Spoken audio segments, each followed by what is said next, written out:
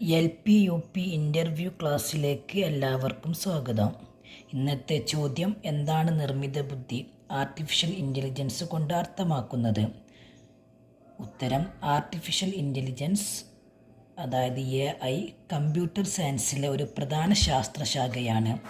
മനുഷ്യൻ്റെ ബുദ്ധിപരമായ പ്രവർത്തനങ്ങൾ കമ്പ്യൂട്ടറുകൾക്കും മെഷീനുകൾക്കും ചെയ്യാൻ പഠിപ്പിക്കുന്നതിനായി രൂപകൽപ്പന ചെയ്തിരിക്കുന്ന സാങ്കേതിക വിദ്യയാണ് AI.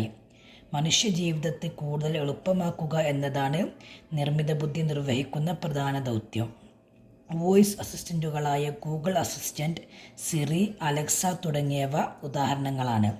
ഉപഭോക്താവ് ചോദിച്ച ചോദ്യങ്ങൾക്ക് മറുപടി നൽകുക, റിമൈൻഡറുകൾ ക്രമീകരിക്കുക തുടങ്ങിയവയും ഇത്തരം ഉപകരണങ്ങളിലൂടെ എളുപ്പം സാധ്യമാകുന്നു.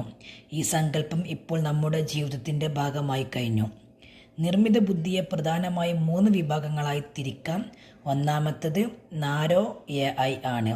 ഒരു നിശ്ചിത ആവശ്യത്തിനായി മാത്രം രൂപകൽപ്പന ചെയ്യപ്പെട്ട നാരോ AIയുടെ ഉദാഹരണങ്ങളായി ടെസ്ലയുടെ self driving car, Google AI, ChatGPT തുടങ്ങിയവയെ കാണാവുന്നതാണ്. രണ്ടാമത്തേത് ജനറൽ AI ആണ്. മനുഷ്യൻ്റെ ബുദ്ധിക്കും സൃഷ്ടിപ്പിനും സമാനമായി പ്രവർത്തിക്കാനുള്ള ശേഷി ജനറൽ നിർമ്മിത ബുദ്ധിക്കുണ്ട്. മനുഷ്യന് സമാനമായി ചിന്തിക്കുകയും വിവിധ ചുമതലകൾ കൈകാര്യം ചെയ്യുകയും ചെയ്യുന്ന AI ആണിത്.